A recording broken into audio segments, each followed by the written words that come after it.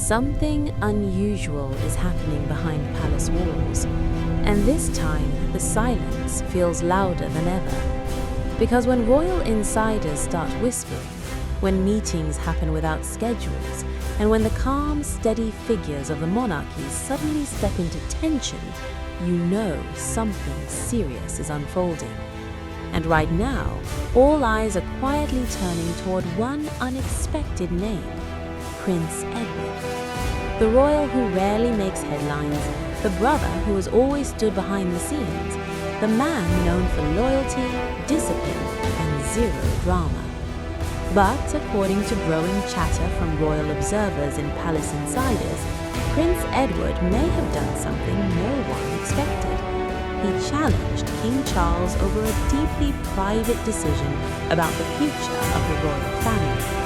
Not in public, not on camera, but in the one place where it matters most, behind closed doors. And what's at stake isn't just another royal disagreement, it's the future direction of the monarchy itself. Because King Charles has been quietly shaping his vision for years, a modern monarchy, smaller, more focused, less crowded, fewer senior royals carrying official roles, a streamlined institution designed to survive in a fast-changing world. It's a strategy built on practicality and pressure. Public expectations are shifting, the media landscape is brutal, and the monarchy, more than ever, is under constant scrutiny. Charles knows this, he has always known this. Even long before becoming king, he spoke about the need to adapt, to evolve, to reduce excess, and to protect the crown by making it leaner and more efficient. But here's where things reportedly took a turn. Because while many expected resistance from younger royals or more outspoken figures, the pushback didn't come from them. It came from Prince Edward, the quiet one, the dependable one, the royal who has spent decades supporting the institution without controversy, without rebellion, and without ever stepping outside the line. Which is exactly why this moment feels so significant. According to those closely watching palace dynamics, the disagreement centers on how the monarchy should move forward in the next decade. Who remains visible, who takes on more responsibility, who steps back, and how the public face of the royal family will be shaped in the years ahead. For King Charles, the answer has always leaned toward transformation. For Prince Edward, it appears the answer is something very different: stability, continuity, preserving the structure that has held the monarchy steady through crises, scandals, and generational change. Because Edward represents something unique inside the royal family.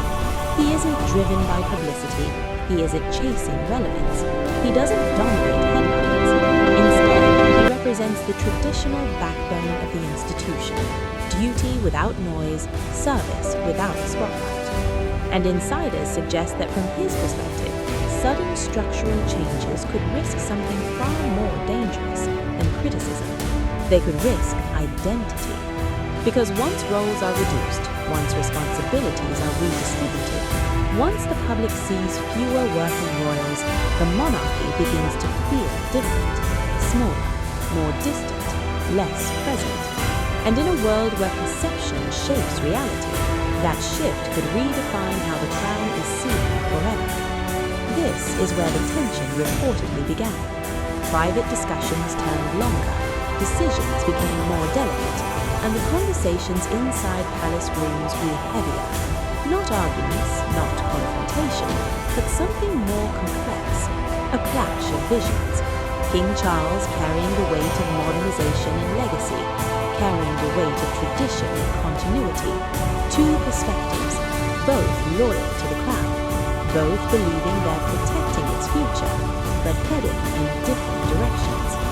And this is what makes the situation so compelling. Because this isn't about power in the usual sense. Edward isn't competing for the throne.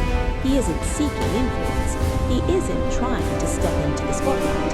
In fact, everything about his royal life suggests the opposite, which is why insiders believe his decision to speak up, even privately, signals how serious the issue has become. When the Your quietest Highness, royal the raises reports concern, concern people me. listen. I understand. Observers have We noticed must subtle proceed changes in how with royal caution. duties are being Agreed, discussed, sir. subtle shifts in appearances, subtle signals about how responsibilities may evolve in the coming years. Nothing dramatic, nothing official, but enough to suggest that conversations inside the palace are far from settled, because the monarchy today stands at a crossroads unlike any before. It must remain historic, yet modern, symbolic, yet relevant, traditional, yet adaptable, and no blueprint guarantees success. Move too fast, and the monarchy risks alienating those who value its timeless structure. Move too slow, and it risks becoming disconnected from a younger, rapidly changing world. King Charles understands the urgency. He sees the need to secure the institution for the next generation, to ensure it survives not just as a symbol, but as a functioning presence in public life. But Prince Edward represents something equally important: trust built over time, consistency, a reminder that the monarchy's strength has never just come from change, but from stability. And now those two forces are meeting in quiet tension. Not visible on balconies, not revealed in speeches, but unfolding in strategy, decisions, and the direction being set behind palace gates. Royal watchers believe this moment could influence how the public sees the working royal family moving forward, who becomes more prominent, who steps back, and how the monarchy balances heritage with survival. Because once a direction is chosen, it's not easily reversed. This isn't just about today, it's about 10 years from now, 20 years from now. The image of the monarchy for an entirely new generation. And at the center of it all are two men bound by blood, loyalty, and responsibility. A king trying to redefine an ancient institution, and a brother trying to protect it by preserving what it has always been. Two paths, one future, and the outcome may decide what the monarchy becomes long after the cameras stop watching.